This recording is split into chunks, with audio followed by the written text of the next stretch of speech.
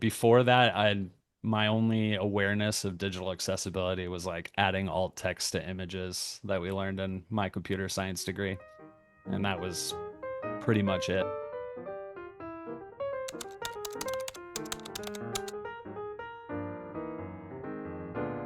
Hi, everyone, and welcome to the next episode of our WCAT podcast, Spilling the Tea on Digital Accessibility. Today, we have Matt Dyer with us. He is one of the test managers here at Accessibility Officer.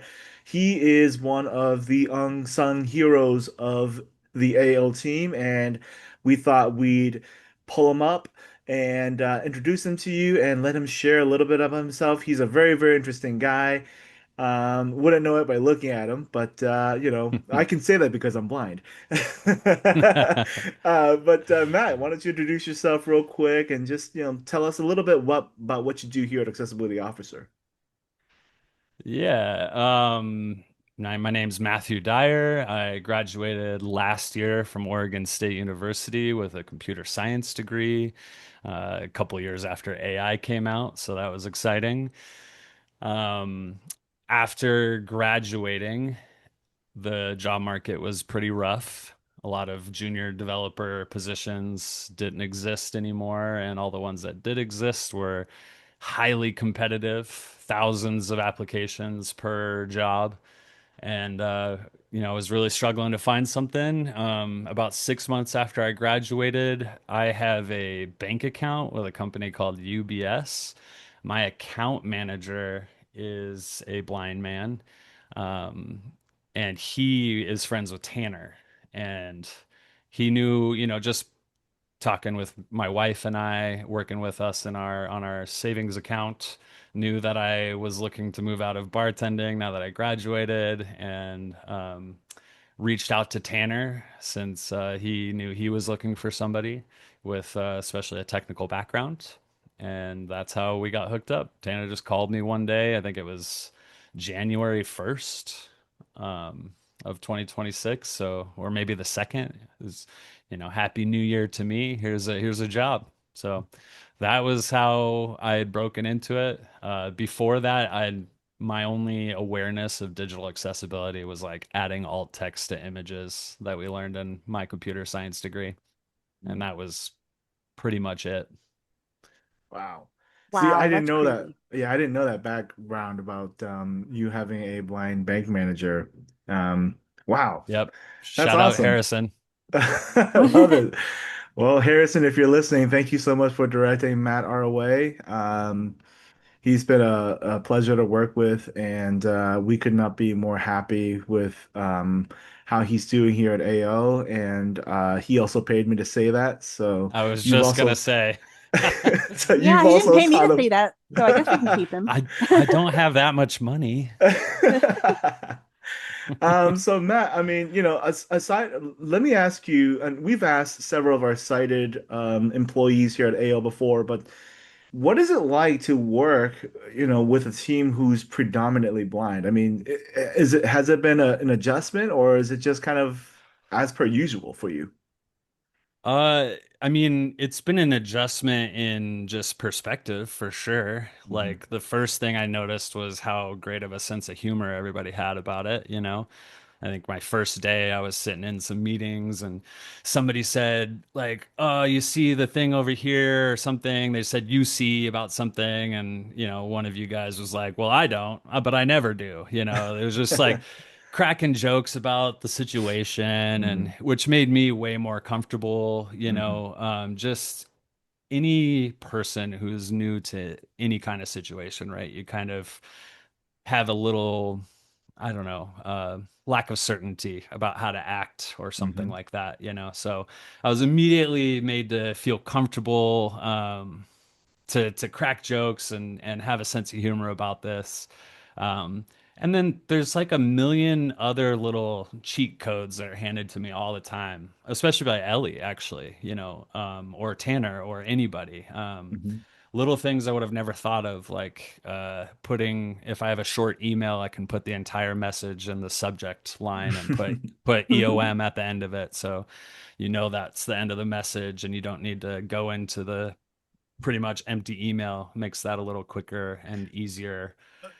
So I'm kind of dumb, and I finally just realized what EOM stood for. I thought it was like people trying to be clever with some weird like Jewish term for some reason, like Chaim or something like that. I don't know. L'chaim. That's It's like hilarious. so yeah. Okay. Well, apparently I need to learn these little tips and tricks working with blind people too. So that's good to know. Yeah. So I'm handing you some cheat codes, There you go. turns out. Yeah. So what I've Uh, learned here working at AO is some blind tricks from Matthew Dyer.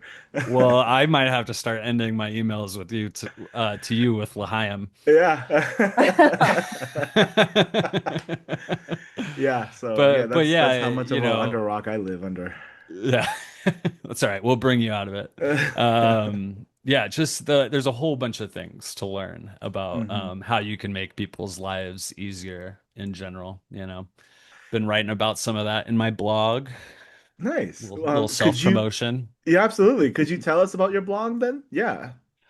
Yeah, where can we Yeah, find it? Matthew-Dyer.com, Okay. Mathew-Dyer, Dyer.com. Yeah, there's blog page there. I've been writing one blog per month, nothing like Sherry, who's rapid firing those out. Yeah. And So, so far, what I've mostly written about is just learning all of these little things about working with y'all, like how I can make people's lives easier. And especially when people aren't even trying to tell me things, a lot of these things are mentioned just in passing or something like that.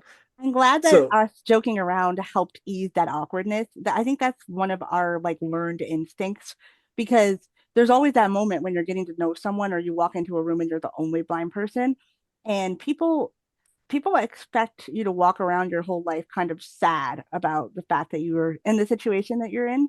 And that's just not the reality. Like when it's your lived experience, you get to this point where you either have to laugh about it or you're going to wallow in that self pity for the rest of your life. So, yeah. Absolutely. So I'm a that's what we I'm, do. We joke. Yeah, that makes total sense to me.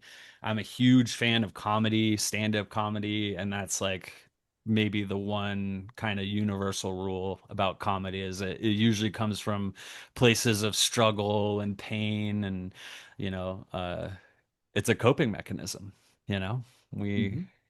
we use it to help cope with our existence. So, I just, I had a joke about your blog. It was like the consequences are going to be dire, listeners, if you guys don't go look at Matt's blog. Uh, so, Yeah.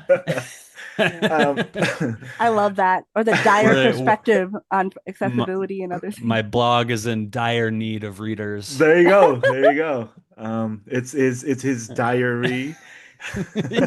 Oh my Yeah. gosh. It's not Now you're no, starting to wander into the yeah, to cruelty bad of territory. Yeah. school kids and what I grew up We with. love puns and alliteration. Yeah.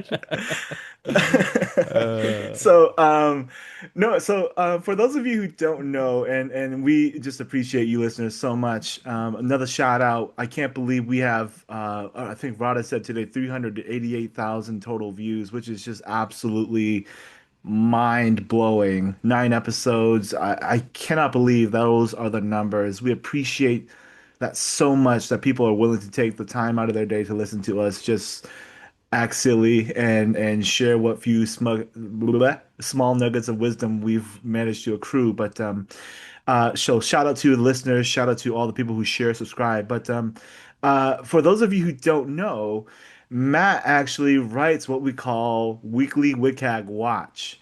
And every week, actually, Matt, why don't you tell us about what Weekly WCAG Watch is and where in the heck you came up with it? well, it really came from we had so much like upskilling and training that we saw we needed to do when I came on, and Bruce and I were trying to plan out and schedule all of these trainings about often focusing on a single WCAG SC. And sometimes things were just like, I just need to make a single point, about something. Like 3, 2, 1. It has to exist on multiple pages, a set of pages. It can't just be on one page, It's like, do we really need to do a whole training for this? Like dedicate an hour to it? Like sometimes I just need to get like tidbits of information out to the entire team about something that's kind of nuanced or something we've decided on internally, or maybe we're following the guidance of somebody like Adrian Roselli, we're pulling that information from somewhere when WCAG's understanding docs aren't clear enough on it. And lots of these little decisions were being made. I was gathering lots of little points of data and starting to try to figure out like how I was going to fit these into training. It's like, why don't I just send out a weekly digest email with 3 of these facts every week? I don't want to do too many because then that information isn't going to really soak in or be absorbed. Mhm. So yeah, I send out 3 most weeks. So, I wear a lot of hats at this company, Mhm. including software development. So some weeks I'm not always able to get to it, which is often because I hadn't done any TM work that week. Yeah, So I Yeah. really didn't have any thoughts on anything SC related or WCAG related. I was more just fixing bugs in software. So, you know, gotcha. but yeah, that's where it came from. So I do apologize. We had to pause the podcast for about 2 seconds for me to hush our kids, but I apparently turned away and was just gesticulating just a tiny bit as I was telling my kids to hush in the background, and then Matt was saying that it was funny to watch me do that, and then we started talking about how as blind people, so personally, I don't gesticulate when I talk at all. Like I'm just completely still, or for the most part, and it's just a funny thing to see that difference between people who can see versus people who can't see. And my wife is partially sighted, and she gesticulates like you wouldn't believe. Like she can poke your eye out you're in a when you're in a talk with her. So. What about you, Ellie? Do you tend to gesticulate, or are you just like a very still person when you're in heavy conversation? So, I feel like I gesticulate more in person than I do into a camera. Like it's just not instinctual to do it to a camera. Like I don't feel like I'm being watched, but I do have a little bit of vision, so I think I gesture more than I would if I was totally blind. And then I also took a lot of acting classes in high school and such, and was told right from the get-go that if I stand on a stage and give a very impassioned monologue about something, if I stand like a statue and have like zero movement, that looks very strange to the audience and it doesn't look like I'm engaging. So I had to kind of like learn those gestures secondhand. And they definitely don't feel as natural as they do if you kind of grow up having that be part of your language, because it is part of language. Absolutely. Yeah, Matt, are you it's a second mover, a nature. shaker? I am, yeah. I do a lot of talking with my hands, but it's like Ellie was saying. I don't think I do it in like video calls as Gotcha. much. Yeah. Yeah. You're not Tanner's really point. expressive with his hands. Like he does air quotes and all kinds of stuff that I would have to ask for coaching to learn. But Yeah, but that's because he used to be sighted, so it's like natural body language. Right. Yeah. totally. It probably doesn't even think about it, Yep, you know? exactly. Just instinctual. Yeah. The only Yeah. thing I do with my hands is like a thumbs up. That's it. That's the extent of my bodily gestures. Yeah. I think the biggest thing to be aware of if you are totally blind, to like the biggest layer of awkwardness can be removed just by maintaining the illusion of eye contact, and that just means face the direction of the Yeah. person that's speaking to you. If you're looking the opposite way, they are going to feel very strange. Absolutely. So So yeah, anyway, sorry, listeners. We got a little sidetracked, and I just thought that we'd share that little conversation because it's always so interesting to see. So if you are a blind listener, let us know when you are in deep conversations, do you gesticulate or are you mostly still for the most part? So would love to hear that engagement from you guys. Love what's been going on so far in the comments, and keep it up, guys. We so appreciate it. But hey, Matt, do you have a second to read one of your weekly WCAG watches? I know that's kind of putting you on the spot, but are you able to pull one up real quick and just read it to the listeners? Because I think that that's something we're going to start incorporating in future episodes because this is about digital accessibility and teaching them about digital accessibility, broadening their horizons is what we're all about. Yeah, yeah, of course. Here's one example. So 2.5.3, label and name. does not require the accessible name to exactly match the visible label. It requires that the visible text appear as an uninterrupted string somewhere within the accessible name. Hmm. Yep. Leading with the visible text is best practice, but not a requirement. If there is no visible text, such as an icon only button, 2.53 does not apply. Love it. Awesome. Thank you Yep. so much. For those of you who don't know, 2.5.3 was a WCAG added, and I think 2.1 of WCAG. You can look that up and read more about it, but mostly affects people who use voice assisted technology like Dragon Naturally Speaking. Yeah, and that's why that needs to be an unbroken string in its accessible name because that's the what's going to be recognized is the command to activate that label. But what's often mistaken is that the label has to, or the accessible name has to be exactly the same. Love it. And it does not. It just has to exist in there. Mhm. Right.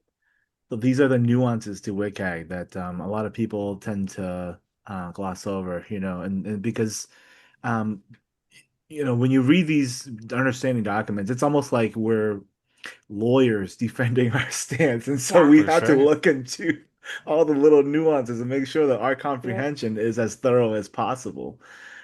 So yeah. Matt, you also did a little bit of worldwide traveling, right? Yeah, I've been very blessed to backpack several times on a budget. Nice. Can you tell us a little bit? Shoestring traveling, they call it. Ooh. Can, can you tell us a little bit more about that and maybe like one particularly memorable experience? Yeah. Um, Geez. Okay. My first trip, I went to Southeast Asia. I had saved up probably 15 grand and decided to just try to go for as long as I could. And I flew into Vietnam and I had literally no plan. Not even where I was staying the first day. So like I got out of the airport in Ho Chi Minh City, used to be known as Saigon, and I look left and I look right and there's a bus there and I go and convert some money to Vietnamese dong and I get on the bus and just ride at a few stops to somewhere random in the city and I get off and I'm looking around and there's these there's real taxis in Saigon, but there's also just a ton of local people with their motorbikes that are trying to just taxi people. And so I Mhm. just had countless people because, I stand out like a sore thumb. I'm tall and I'm white in Yep. Vietnam. And so, yeah, one driver after another trying to offer me, to take me to the tourist section of the city. And I was saying no, no, no, no. Like I wanted to just look around, and it's chaos everywhere for me. Like because I'm Mhm. fish out of water, totally new experience, Mhm. new culture, everything. Even crossing the road, is like a completely wildly new thing in Southeast Asia. Here in the Mhm. United States, we have a crosswalk, and when you approach the crosswalk, it's expected that traffic stops for you. That is not what happens in Vietnam. So I'm just trying to get to a park across the street, and I had a tour guidebook or a guidebook with me that I was going to pull out and look up some stuff and start making my way to where I wanted to go. And I'm just trying to get across the street, and I'm standing there at this crosswalk, and a million motorbikes are just flying by, flying by, flying by. Nobody's stopping, and I'm sitting there confused for what felt like 10 minutes at the edge of this crosswalk. And a little Vietnamese kid walks up next to me and without even stopping or pausing, just starts walking straight out into the crosswalk with traffic still fully flowing. And it turns out that the thing you do over there is you just move slowly across crosswalks and you look upstream and don't make any sudden movements, and traffic just forms around you like you're a That's stone in a crazy. river. Yeah, That's it's crazy. wild. So How I old was Wow. this watched the kid? he was 8 or something. It was Oh just like a my kid, goodness. a local kid just walking Yeah. Holy around. moly. There's like tarps next to me with like fake knockoff Nike shoes being Hmm. sold and Yeah. stuff. Um, so it's just a local street kid, and he just Yeah. walks across the street, and I'm like, all right, well, that's how you do it. And I walked out into this flowing river of metal and plastic and rubber, and just slowly moved across, and they all formed around me, and So I crazy. almost just that experience alone was like worth the trip, Yeah. like just the crossing the road part. And then that was just the start. I ended up buying a little Honda Win 110cc motorbike for $300. Hmm. And I spent the next 6 months riding it 6 or 7 thousand kilometers across Southeast Asia, Wow. Vietnam, Wow. Laos, Cambodia, and Thailand. Nice. Yep. That And, is you crazy. How know, old are you? lo- I was 23 at the Wow. time. Wow. So bold. And Totally. yeah, and lots of great times. It was you truly get to reinvent yourself when you do something like this. I was carrying around a ton of like trauma and pain from my Hmm. childhood, and it was so unburdening. I got to constantly meet people that had no idea who I was, knew none of my stories. Mm. Got to kind of, like I said, reinvent myself, which was huge for me Yeah, because without Yeah, that, I think I would be a much different person and absolutely. not be as proud of it. Um, you know, uh, and then just the culture, the perspective shift, meeting people in these other countries, the things they go through, is a lot like meeting blind people. It's just a Hmm. shift in hmm, perspective, a Hmm. broadening of horizons, a ability to to maybe not understand always, but to be able to like begin to try to understand Sure. Yeah, some of our absolutely. differences yeah, and things like that, or even where things come from. Like hmm, a lot of our consumer products come from Vietnam. Um, and so you start to meet these people that are working in the sweatshops building that stuff, and it kind of changes your outlook. Your absolutely. iPhone kind of feels a little different in your pocket after that. Hmm. It's crazy to me how relatable that experience is to traveling as a blind person. I Um, can only so imagine. for and I actually know a blind guy who does this, totally blind, just him and his backpack and his cane travels across Europe. I don't know Amazing. how he does it. He's got a lot more bravery than I do. But one of the tests they put you through, and the state that I grew up in, Michigan, for determining whether you're ready for college or not, is when you're about 17 years old, your senior year of high school, they will take you to the middle of Kalamazoo, Michigan, where the training center is located, and they drop you off in the middle of the street. Mm. And you are required to find the nearest bus stop and get on that bus and go back to the training center, like figure out how to get back by yourself. And I came from small town Michigan, USA. Like, had never been on a city bus, had never seen a city bus. That was so terrifying. And like hearing you talk about like not speaking the language, not knowing where the heck you were, like so relatable. Yeah, I mean, yeah, I can totally see that. And it's also very fascinating to hear that. That almost sounds like military, Like I think they do Yep. that with Navy SEALs where they like train them and then they just drop them in the middle of a forest and tell them to make their way back. Anyways, Yeah. um, for me, that whole experience was very liberating. I had discovered a self-sufficiency that I never knew I had. Is that something relatable as well? Do you think? Yes. Yes, because Yeah, you get told your whole life by certain people, hopefully not by everyone, but by certain people in your life, you're going to be told what you can and can't do and what's going to be super hard for you. And like the first time that you travel alone as adult, it's very scary in some ways, especially if they're just not used to it. 100%. But it is liberating in the sense that uh, your own limits are your limits. Like you will find where they're at, you'll figure them out, you'll figure out what you need to do to improve. Um, And nobody and gets to set those but you. yeah, you ultimately end up finding out that you are far more capable than even you thought you were. So, And you conquered yeah, something you were afraid of, exactly. which, the more you do that, the more you're able to believe that you can continue to do that. Yep, absolutely. And that's what traveling was for me. I really needed it. It was so healing for me. You know, Hmm. I was carrying around a lot of stuff that I never realized I was carrying around until I got out there. I was able to unburden a ton, um, and kind of set a new direction for my life. You know, Yeah. I kind Yep. of really truly discovered what I wanted and who I wanted to be. And yeah, been going since Awesome. then. Yep. So we do have listeners from Vietnam. So I thought that was just an awesome coincidence that you brought that up, that that was one of your first times. So shout out to our listeners from Vietnam. We They have appreciate the you best guys food in the listening. world. Heck yeah. That's Yeah, I why I got Um some went. pho, That's right? why, yeah, that's why it was the first country I went to. I grew up in Seattle, where there's a ton of Vietnamese bakeries and pho, Yep. and like soup shops and Yep. stuff. And So like I was banh definitely mi trying to and get all some that. pho and banh mi, and Yep. yeah. So Absolutely. So shout out to our listeners from Southeast Asia. Let us know in the comments where you're calling from, where you're listening from. Even if you're from the United States, love to hear that.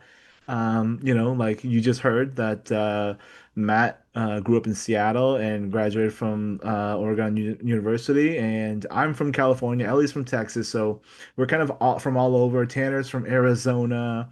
So yeah, would love to hear where you're calling. I don't know why I keep saying that. I would love to hear where you're listening from.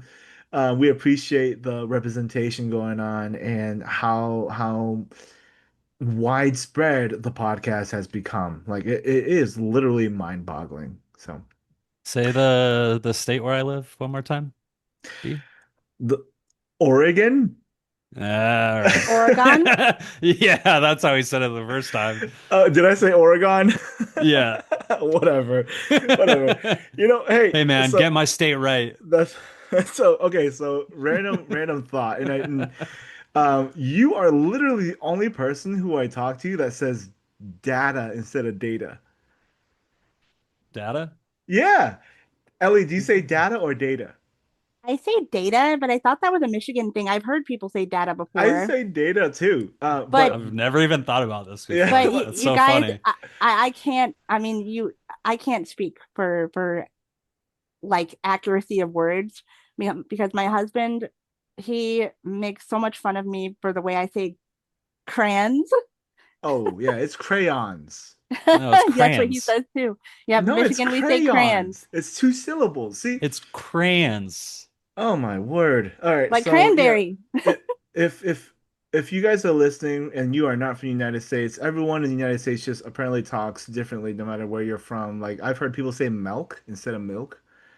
Milk. Um, yeah. Yeah, Um, that's like like a Midwestern kind of thing. Like they'll say leg instead of leg. yeah, it's Mm-hmm. leg. It's not leg or egg. Bag instead of Yeah. bag. Hmm. So Yeah. anyway, the data thing made me think of the best dad joke I've ever heard, and it was like, Oh, I you've know heard this that one. one? Yeah. Yeah. Let's hear Yeah. it though. Let's hear it. Let's see if I can do it justice. It's something like this.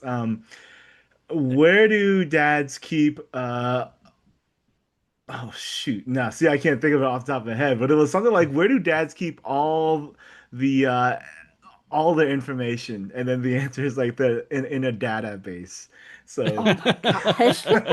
so every time you say data, because we talk a lot about all the stuff that you've been creating here at Dart Suite, and you talk about the data, I'm like, hey, that makes me think of that joke all the time. So I'm like low key laughing in the Oh background. man, I'm gonna be super on my head going forward about this now. And like But all the other things you guys mentioned, milk and leg and crayon. I must be Midwesterner or something. I don't know. yeah, I guess so. Do you say Um, pop or soda? I That's say the true soda truth. pop. yeah.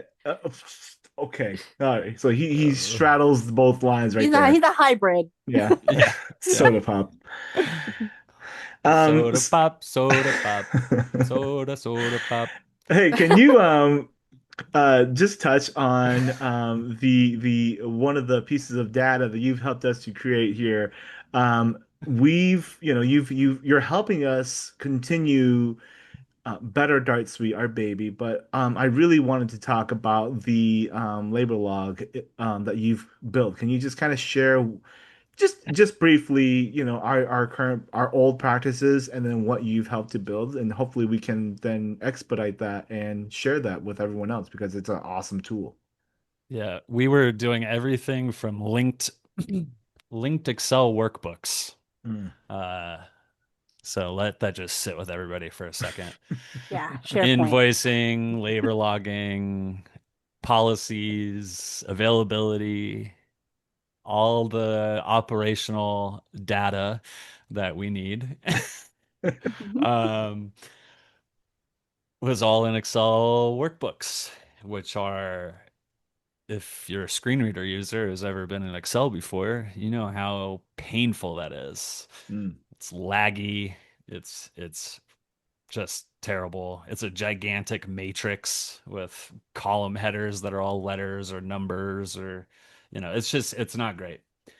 Um, so, and I had talked to our CEO about why we were doing this, and he had talked about how other payroll agencies and their software were not accessible and often costed too much anyways.